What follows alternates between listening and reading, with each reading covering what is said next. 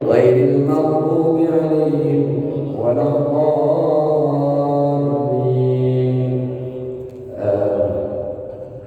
السلام عليكم ورحمة الله تعالى وبركاته. بسم الله الرحمن الرحيم. الحمد لله رب العالمين، والصلاة والسلام على أشرف الأنبياء والمرسلين سيدنا وحبيبنا وشفيعنا ومولانا محمد وعلى آله وصحبه أجمعين. ربنا لا علم لنا إلا ما علمتنا إنك أنت العليم الحكيم. رب اشرح لي صدري ويسر لي أمري واحلل عقدة من لساني يفقهوا قولي. أما بعد، kami hormati segenap para jemaah yang hadir pada hari ini atau yang menyimak dimanapun panjenengan berada, khususnya Ketua DKM Masjid Al-Hidayah Ustaz Nurdin serta para pengurusnya dan RT-RW yang hadir pada pagi hari ini, para tokoh, para hujah yang hadir pagi ini, semoga langkah panjenengan menuju ta'lim, menuju sholat berjamaah menjadi bekal akhirat ila yaumil qiyamah. Amin ya rabbal alamin. Para bapak yang dirahmati Allah Subhanahu wa taala, pagi ini insyaallah kita akan mengkaji kitab Bidayatul Hidayah karangan Al-Imam Ghazali. Karena fikih sudah ada, cara salatnya, cara wudhunya sudah ada, tutorial sudah ada, cara-cara yang diajarkan oleh ustaz-ustaz yang sudah dihadirkan oleh Masjid Al-Hidayah. Makanya kita pagi hari ini mengkaji kitab Bidayatul Hidayah. Yang dikaji di dalam kitab ini bagaimana kita meraih hidayah, beramal saleh, bersyariat, bukan hanya memandang syah tidaknya. Cara untuk bukan hanya untuknya yang syah, cara salat bukan hanya salatnya yang sah, tapi bagaimana untuk salat, zikir itu semua yang sempurna, yang beretika, tata keramanya bagaimana. Jadi bukan hanya persoalan sah tidak, bagaimana agar itu sopan, agar itu sempurna di dalam ibadahnya. Maka kemudian kita mengambil kitab ini, kitab karangan Al-Imam Ghazali. Kebanyakan ulama mengatakan ini adalah kitab intisyari daripada kitab Ihya Ulumuddin. Kalau di pesantren-pesantren, hampir semua pesantren salaf, pesantren besar menggunakan kitab Ihya. Dasar daripada kitab Ihya di antaranya adalah kitab Bidayatul Hidayah. Ini ringkasannya. Al-Imam Ghazali ini dilahirkan di desa Ghazal di Taus, provinsi Khorasan. Banyak sekali karangan-karangan beliau berada di sebelah Iran, sebelah utara, yang sekarang sedang ugal-ugalan dengan Amerika. Kalau panjenengan mengikuti, sekarang lagi perang. Beliau lahir pada tahun 450 Hijriah, wafatnya sekitar 505 Hijriah. Jadi beliau itu sekitar 55 tahun. Kitab ini kebanyakan oleh para ulama dikatakan kitab tasawuf, atau banyak yang mengenal kitab tasawuf itu sebagai tazkiyatun nafs, sebagai penyucian diri hati kita, bagaimana agar bersih. Makanya tasawuf itu kemudian diambil dari apa tasawuf itu, kita lihat dari secara bahasa. Sering orang mengatakan tasawuf, tapi terkadang tidak paham itu apa tasawuf. Ada beberapa diambil dari bahasa sofa, yang artinya suci, bersih, jernih.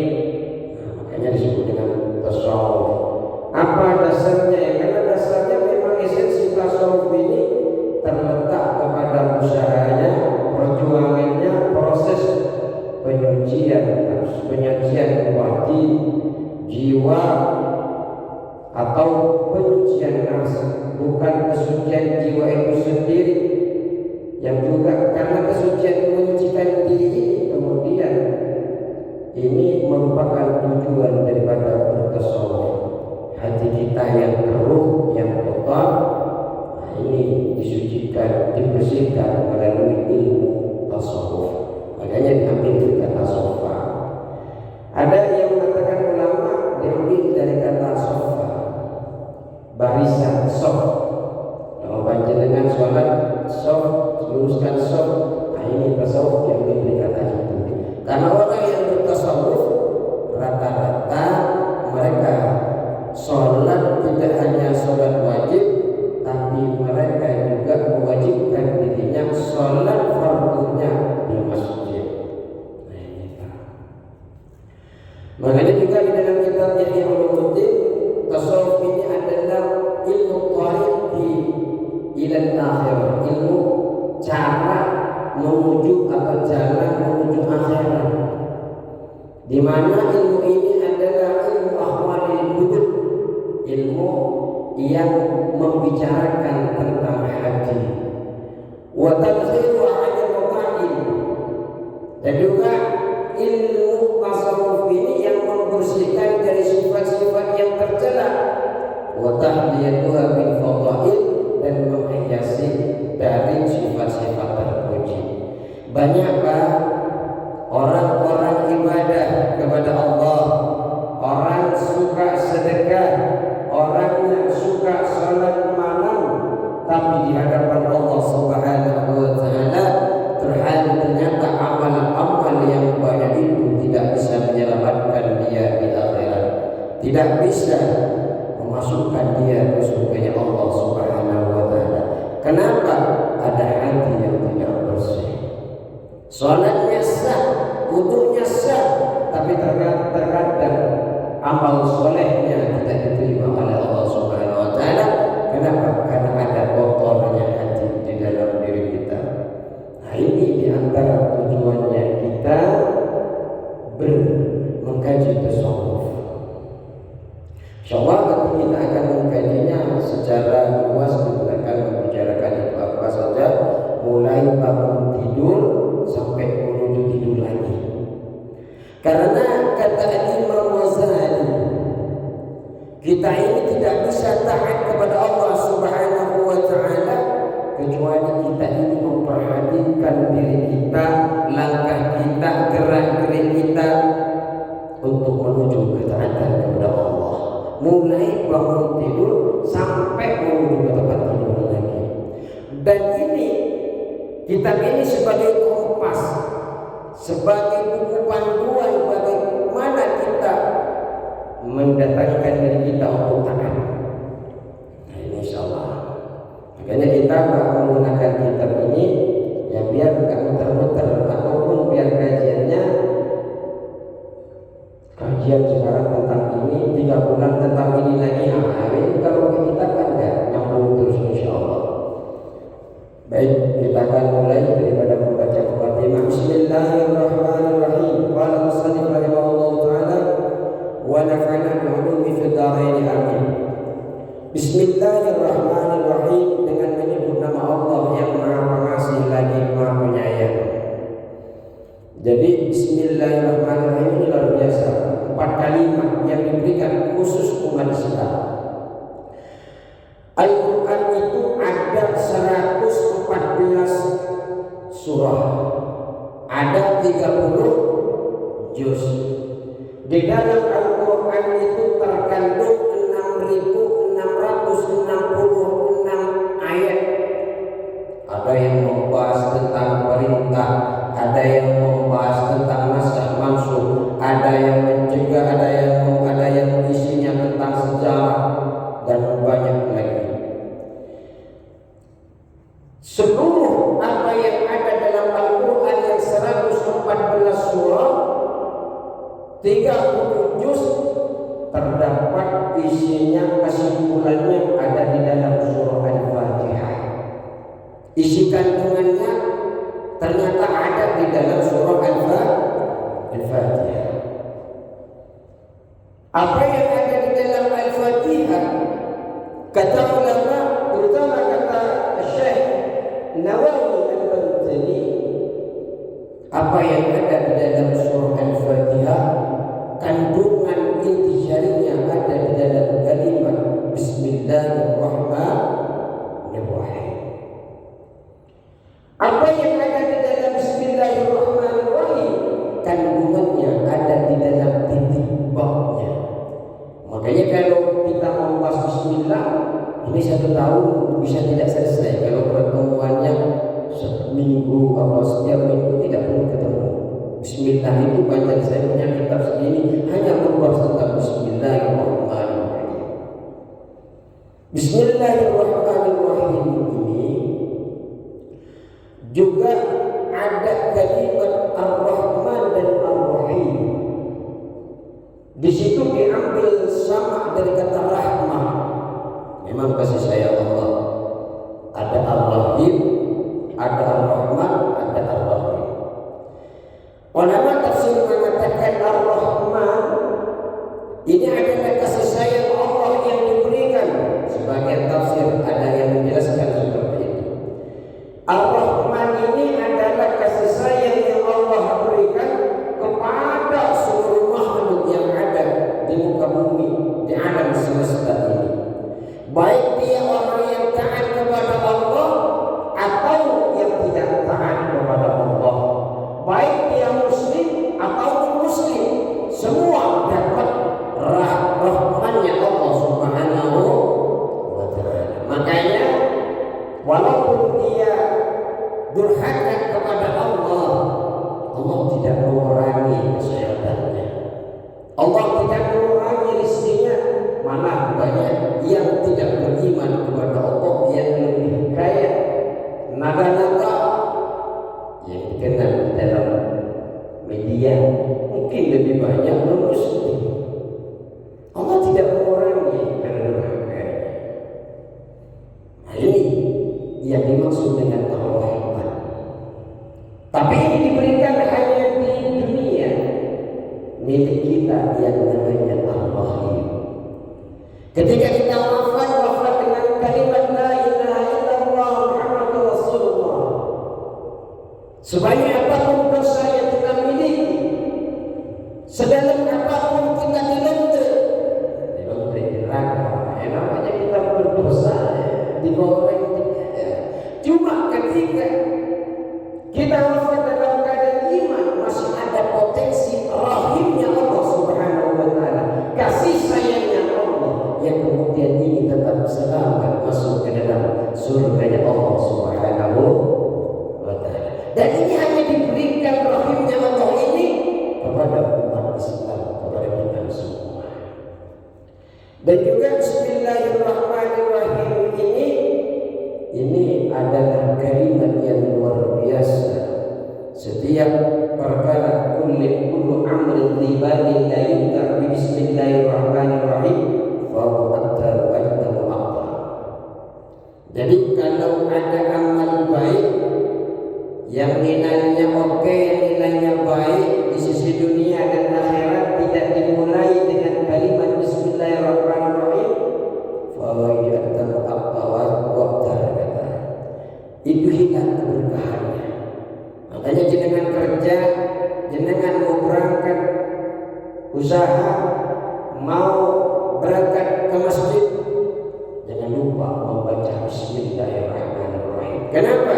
Setiap langkahnya insya Allah akan bernilai keberkahan. Apa berkah itu? Ya Allah, semoga rezeki saya berkah, tapi tidak tahu apa itu berkah. Berkah itu ziyadatul khair, bertambahnya kebaikan. Kita tidak kaya, gajinya kecil, tapi kalau berkah, hidupnya terang, rumah tangganya sakinah, mawaddah warahmah, istrinya taat, anak-anaknya taat kepada bapaknya, taat kepada suaminya. Ini berkah. Ada yang kaya kalau tidak berkah, kekayaannya menyebabkan hancurnya rumah tangga. Berkah itu adalah ziyadatul khair. Kadang satu nampan makan ketiga, sama-sama doyan makan, tapi masih tersisa kayak banyak sekali keadaan, cuma setengah berkah. Yaitu berkah itu adalah ziyadatul khair, bertambahnya kebaikan. Makanya kalau ingin bertambah keberkahannya, bismillahirrahmanirrahim. Naik motor, bismillahirrahmanirrahim. Mau silaturahim, bismillahirrahmanirrahim. Insya Allah apa-apa yang baik-baik Allah ikutkan di situ nanti, insya Allah. Amin Allahumma.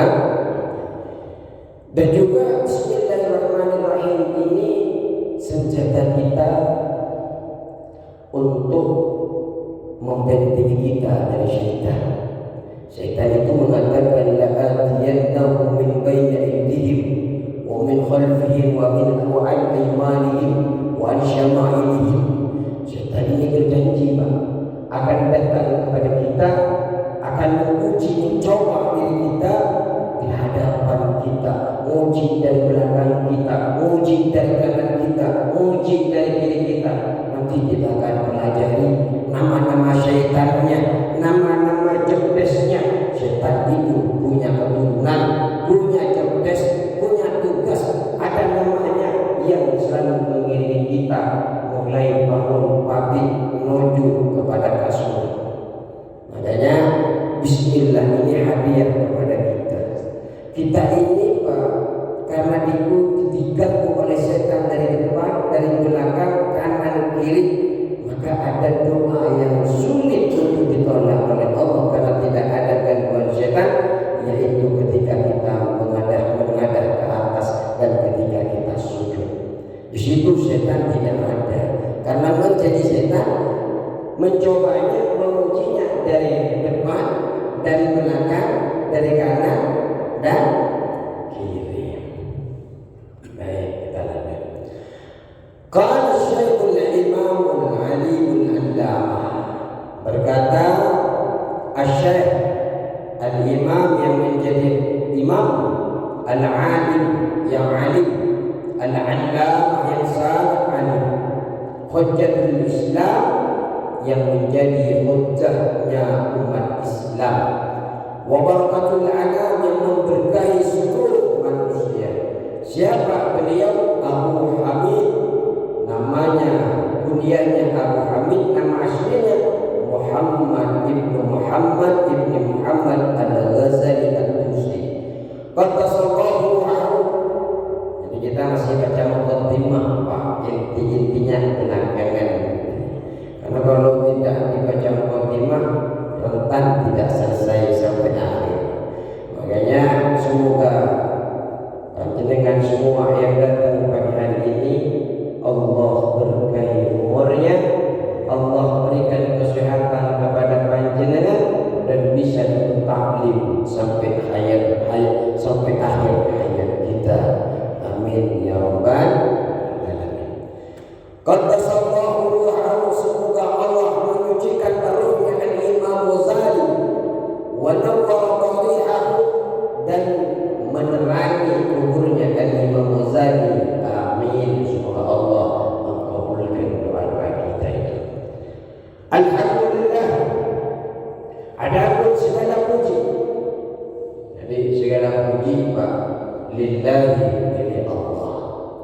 Apapun puji itu, puji kita kepada Allah, Allah puji kita, kita puji sesama makhluk. Pujian panjenengan kepada istrinya, pujian panjenengan kepada anak-anaknya, anak-anaknya muji kebaikan panjenengan, jenengan muji kepada ketua DKM. Semua pujian-pujian ini miliknya Allah Subhanahu wa ta'ala. Kenapa? Karena kebaikan-kebaikan yang menyebabkan pujian itu datang, yang mengantarkan kebaikan itu, yang menghadirkan kebaikan itu adalah Allah Subhanahu wa ta'ala. La amliku li nafsi naf'an wa dharran wa la naf'an illa ma syaa.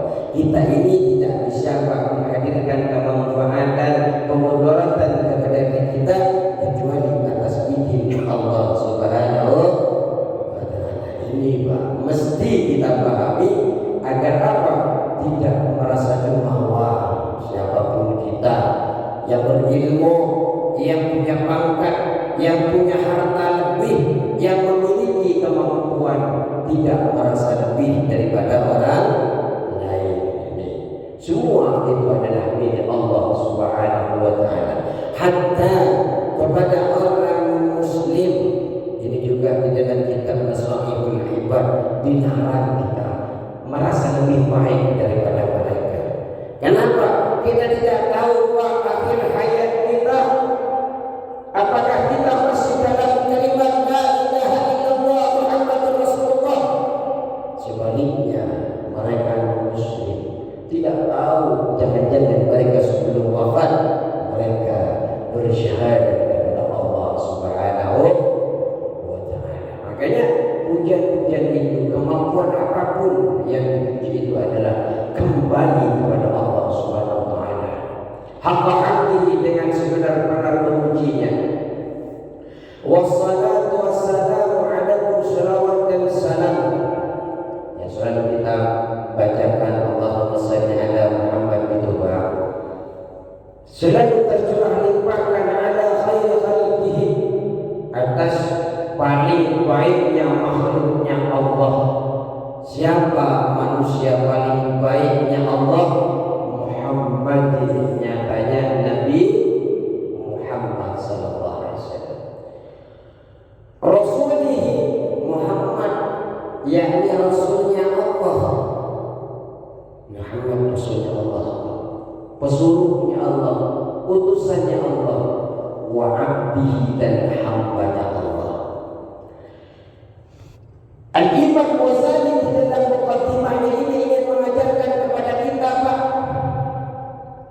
bahwasanya Nabi Muhammad sallallahu alaihi wasallam ini hanyalah rasul Allah, hanyalah hamba Allah.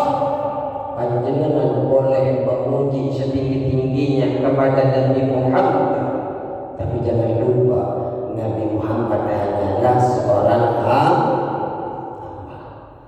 Pujian itu jangan lebih daripada penciptanya. Jadi syirik kita kalau lebih daripada penciptanya. Makanya kalau kita sayang kepada Nabi Muhammad, lebih sayang kita kepada Allah Subhanahu wa taala. Kenapa? Karena Nabi Muhammad hanyalah seorang hamba. Makanya ketika maulid di mana-mana, panjenengan datang hadir kemana-mana, jangan sampai subuhnya hilang, Pak. Kita ngaku kepada Rasulullah dengan hadir di majelis sana, menghadirkan maulid, tapi ternyata subuhnya bangunnya jam 7. Wah, ini kebaikan. Kalau kita cinta kepada Nabi Muhammad, mesti nambah ketaatan kita kepada Allah Subhanahu wa taala. Wa ala alihi, dan semoga selawat dan salam itu selalu tercurahkan kepada keluarganya Nabi. Keluarga Nabi itu ada beberapa. Ada keluarga Nabi yang mengalir darahnya dikenal di dunia ini sebutan Sayyid. Ada yang sebagian menyebut dengan Habib. Nah itu panjenengan yang mana saja mau panggil Sayyid, nggak percaya Habib atau percaya Habib, nah itu bukan urusan kita. Yang penting ada keturunan Nabi yang jalur darah. Ada pula keturunan Nabi yang diikat dengan kalimat asyhadu an la ilaha illallah wa asyhadu anna Muhammadar Rasulullah, diikat dengan keimanan.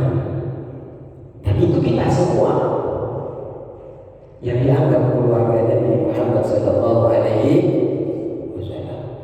Tapi jangan sampai ulang-ulangnya ditambahkan namanya. Karena saya keluarga Nabi, saya mesti dipanggil Sayyid, saya mesti dipanggil Habib. Oh, jangan. Ini adalah jalur iman.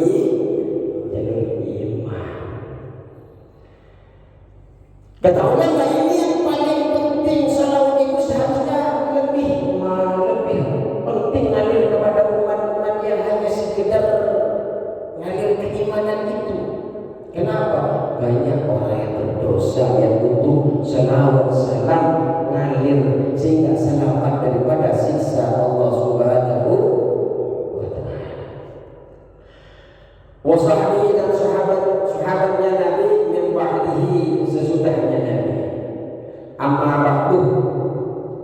Setelah kita membaca bismillah, adapun setelah kita membaca alhamdulillah, dan Imam Ghazali meneruskan ingin memberikan pelajaran kepada kita di dalam kitab ini. Fa'lam, maka ketahuilah engkau ayyuhal haris, wahai orang-orang yang semangat, al-muqbilu yang fokus ala tibasil ilmi, untuk memperoleh ilmu. Ini jenengan, ini sedang disapa oleh Imam Ghazali, disapa oleh Imam Ghazali, orang-orang yang semangat mencari ilmu. Kok tahu Ustaz saya semangat mencari ilmu, enakan di rumah Pak tidurnya daripada di sini. Tapi panjenengan masih bertahan di sini, seharusnya bisa kumpul hari Minggu, bisa Car Free apa? CFD ya. Car Free atau jalan-jalan sama keluarga, nonton TV di rumah, main scroll handphone.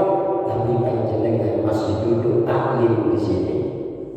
Nanti di belakang akan ada luar biasa fadilah-fadilah taklim itu Pak.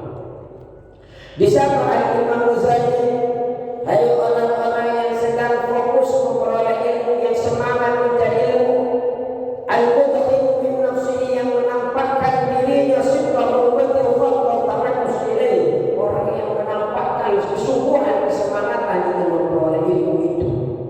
Sampai dengan terutama malam minggu Pak, biasanya malam minggu itu yang pengurus RT, yang pengurus RW, yang pengurus masjid biasanya banyak yang begadang, banyak yang rapat. Tapi panjenengan alhamdulillah masih dipilih oleh Allah untuk hadir ke majelis ilmu. Ini luar biasa. Jadi Imam Ghazali ini ingin memulai kajiannya ini, disapa dulu orang-orang yang semangat mencari ilmu ini. Karena apa? Orang yang hadir untuk mencari ilmu ini adalah orang pilihan. Banyak orang di sana pengen mencari ilmu, tapi banyak orang yang sedang sakit sehingga tidak bisa hadir. Tapi panjenengan Allah berikan sehat lahir wa batinan, adapun mungkin tidak sehat secara zahir, adapun mungkin tidak sehat secara zahir ataupun batin, tapi panjenengan karena diundang oleh Allah hadir ke majelis ini, duduk bersama. Padahal lebih enak tidur lagi Pak di rumah Pak. Yakinlah dengan ini hadir dulu di sini karena diundang oleh Allah. Setelah disapa oleh Imam Ghazali, in kunta taqsidu bi talabil ilmi, jika panjenengan bermaksud mencari ilmu, dimanapun panjenengan mencari ilmu Pak, di sini, di luar sana, ada ustaz dikejar kemana-mana sama panjenengan karena ngefans sama beliau. Kalau tujuannya mencari ilmu, al-munafasatah, ingin persaingan, wal mubahatah, ingin berbanggaan diri, wa taqaddumah, ingin mengungguli ala akhrani, atas teman-temannya. Jadi ada orang yang mencari ilmu itu Pak karena ingin saingan, ingin kuat-kuatan dalil, ingin bangga-banggaan diri, ada ingin mengungguli dari teman-temannya, dari sosial-sosial di pinggirnya. Oh, saya sudah hatam tafsir Jalalain, oh ilmu itu dulu saya sudah pelajari, ingin berbangga-banggaan. Wastimadan terwujud nas ilaika, dan ingin populer di kalangan masyarakat. Masyarakat pengen melihat dirinya karena berilmu. Nah, ini bahaya. Wajib menghukum dunia, pengen memperbanyak harta sebab ilmu itu. Makanya janganlah kita ketika mencari ilmu pengen urusan-urusan itu, pengen populer, pengen bangga-banggaan, pengen persaingan, pengen debat-debatan. Jangan.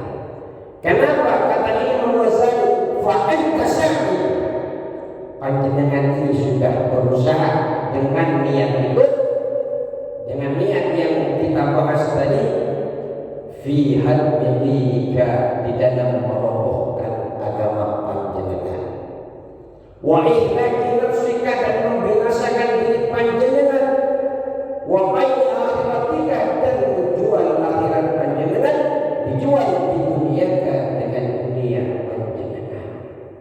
Jadi kalau dengan niat cari ilmu, luruskan niat. Anaknya mau disekolahkan, luruskan niat karena Allah.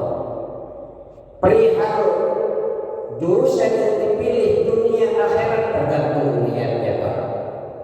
Kalau sudah diniatkan karena Allah, insya Allah semua itu akan bernilai akhirat. Niat. Makanya di dalam kitab-kitab hadis itu Pak, rata-rata dimulai dengan bab niat. Nah, innamal a'malu binniyat wa innamal likulli imrin ma nawa. Rata-rata dimulai dengan niat. Penting niat Pak. Sampai ulama mengatakan niatul mukmin khairun min amalihi. Niat orang mukmin itu lebih baik daripada amalnya yang tanpa niat. Sholat yang tanpa niat hanya berupa gerakan Pak. Tapi jenengan ingin beramal soleh, belum kesampaian kerjaannya, niat sudah tercatat kebaikannya di sisi Allah Subhanahu wa Ta'ala. Makanya ketika panjenengan ingin mensekolahkan anak dan cucunya, luruskan niat Pak. Jangan sampai niatkan urusan dunia, biar anak saya keterima ini, biar anak saya bisa membiayai saya. Stop niatnya seperti itu Pak. Kenapa? Kalau tidak tercapai akan kecewa. Tapi kalau sudah diniatkan, niat saya ingin mengajarkan, menyekolahkan anak saya karena saya tidak mampu mengajarkan, saya datangkan ke sekolah untuk belajar ilmu. Insya Allah ilmu yang dipelajari akan berkah dan akan bermanfaat. Dimanapun mereka itu kerja, insya Allah kerjaannya menjadi kerjaan yang baik untuk dirinya ataupun untuk seluruh keluarganya. Makanya niat itu penting. Kita ini tidak perlu risau untuk urusan dunia anak kita, karena dalam akidah selalu ditekankan, diajarkan wafatnya, rizkinya, jodohnya sudah ditetapkan oleh Allah Subhanahu wa Ta'ala. Yang ditugaskan, yang ingin dilihat dari hambanya, ikhtiarnya. Seorang ayah wajib mesti mengajarkan ilmu kepada anaknya, mesti mengajarkan ilmu kepada istrinya. Kalau tidak mampu, datangkan guru kepada dia. Karena ada nanti orangnya rajin ibadah, orang tuanya rajin beramal soleh, melupakan anak dan istrinya. Apa yang terjadi?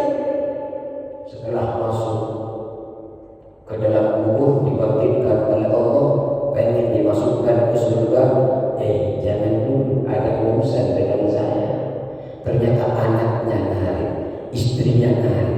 Saya masuk neraka ini gara-gara engkau dulu tidak diajarkan agama. Saya masuk neraka ini gara-gara engkau tidak memimpin saya dengan benar. Engkau sibuk ibadah, saya di rumah terlantar, tidak tahu nilai-nilai agama.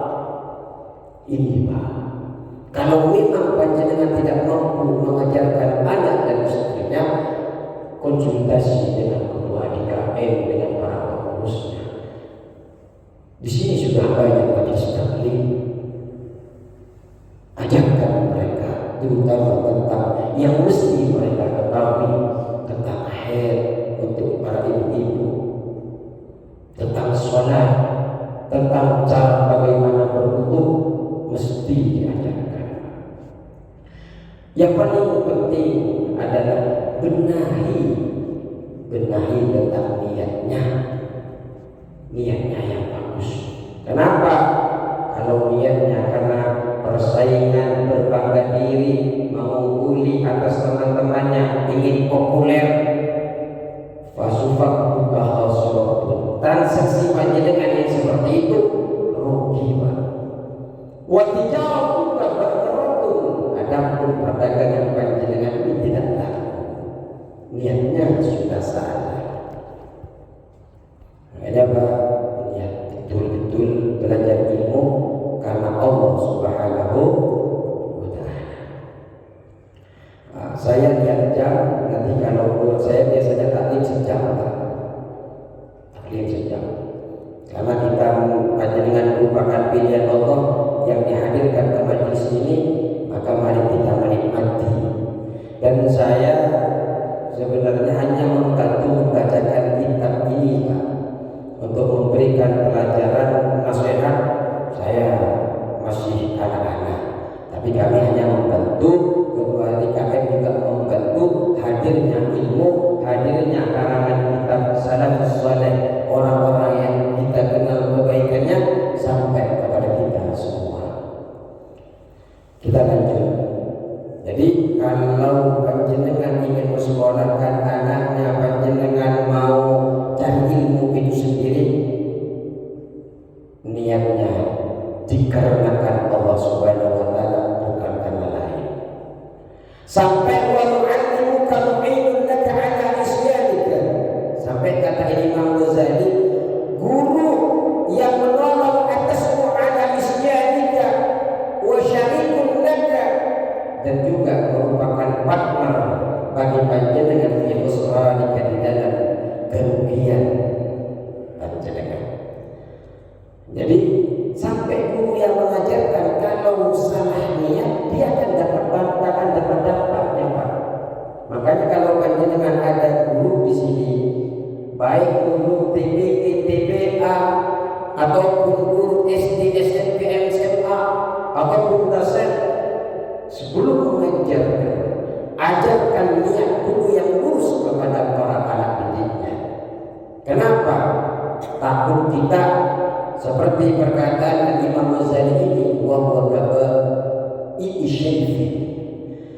guru yang tadi yang mengajarkan ilmu yang kemudian digunakan untuk bermaksiat itu seperti menjual pedang min khati'i thariqin, dari pembegal jalanan. Jadi seperti orang yang mengajarkan ilmu mencuri, ada mengajarkan ilmu agama, ternyata karena niatnya sudah salah. Dan ada tadi katanya niat mencari ilmu karena ingin memperbanyak harta, sehingga apa-apa dia sudah tidak lagi menilai ini baik ataupun tidak di sisi Allah. Lihat satu koper ada pesanan, Ustaz, Kiai, ini saya punya dagangan, kira-kira bisa dijadikan dalil yang bisa menyebabkan ini halal. Akhirnya dicari di tafsir, dicari di kajian ilmu, akhirnya kadang itu dalilnya tidak cocok, dicocok-cocokkan. Yang tadinya tidak halal, dihalal-halalkan. Ada yang seperti itu. Sehingga kalau di kalangan kitab-kitab tasawuf itu disebut dengan ulama su', ulama yang jelek. Karena Qala sallallahu alaihi wasallam, sebagaimana sabdanya Nabi Muhammad sallallahu alaihi wasallam, man a'ana ala maksiatin, barang siapa yang membantu atas kemaksiatan, walau bisyaddi kalimatin, walaupun separuh kalimat, kana syarikan lahu fiha, maka dia termasuk bagian di dalamnya, merupakan teman bagi pelaku maksiat itu. Makanya Pak, hati-hati begitu jenengan walaupun separuh kalimat membantu kemaksiatan, padahal jenengan enggak ikut menikmati rasanya, karena cuma ikut bantu, dosanya yo sami mawon. Juga membantu termasuk membantu kemaksiatan itu.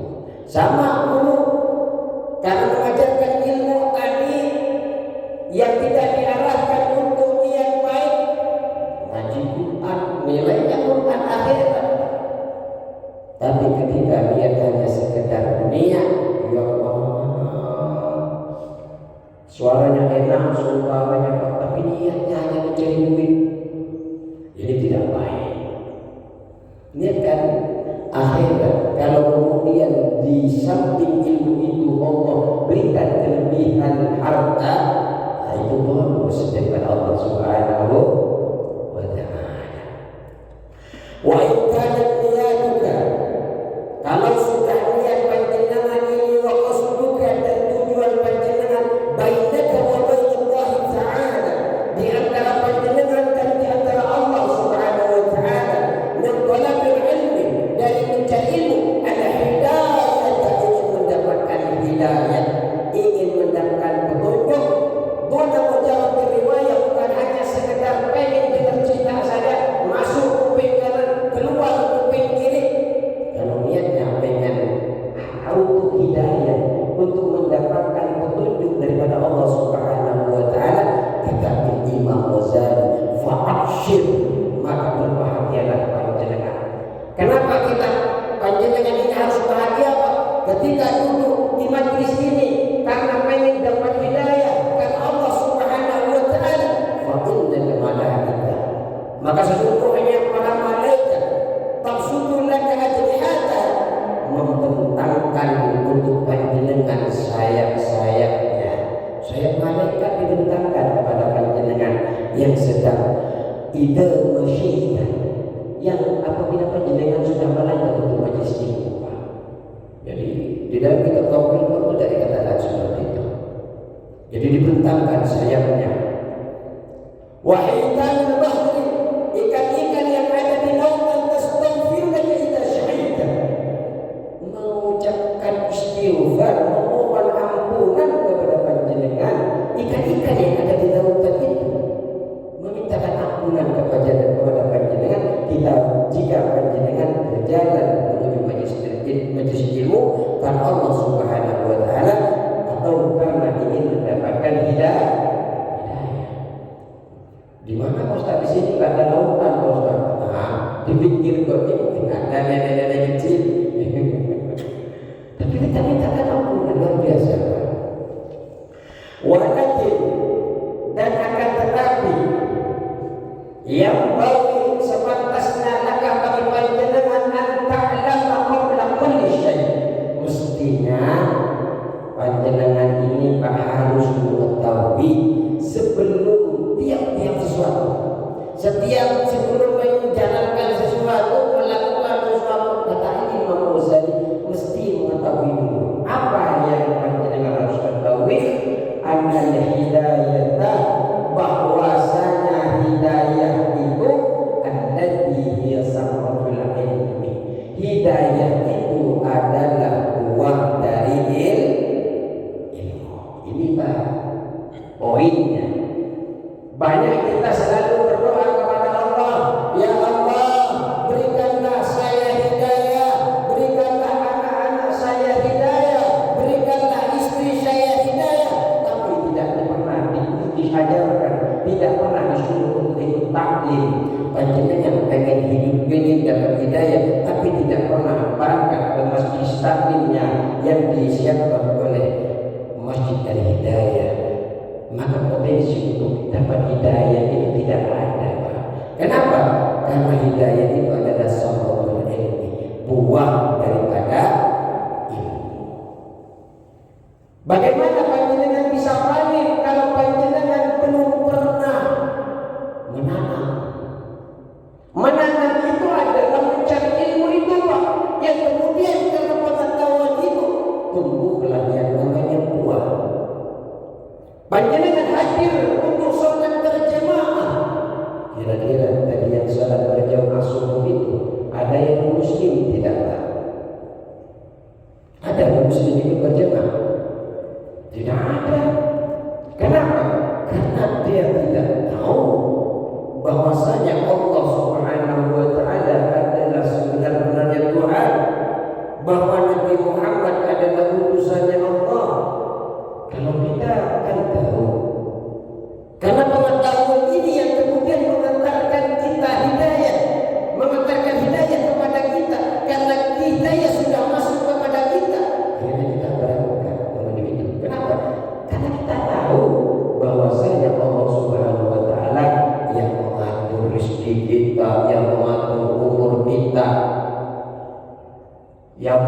umur sehat, sakitnya kita. Oh saya kalau ke masjid, insya Allah Allah jaga kita. Ayo kita. Kenapa? Karena kita ada ilmu. Apa ilmunya? Ilmu kalau Allah yang mengatur segalanya. Sehingga berbondong-bondong ingin dapat keutamaan sholat berjamaah, berbondong-bondong ingin mendapatkan pertolongan kepada Allah Subhanahu wa Ta'ala. Ini yang perlu panjenengan ketahui, Pak. Jenengan anaknya, istrinya jangan berharap mendapatkan hidayah kalau tidak pernah diajarkan agama. Di sini ada berapa taklim, Ustaz? 5 banyak ini.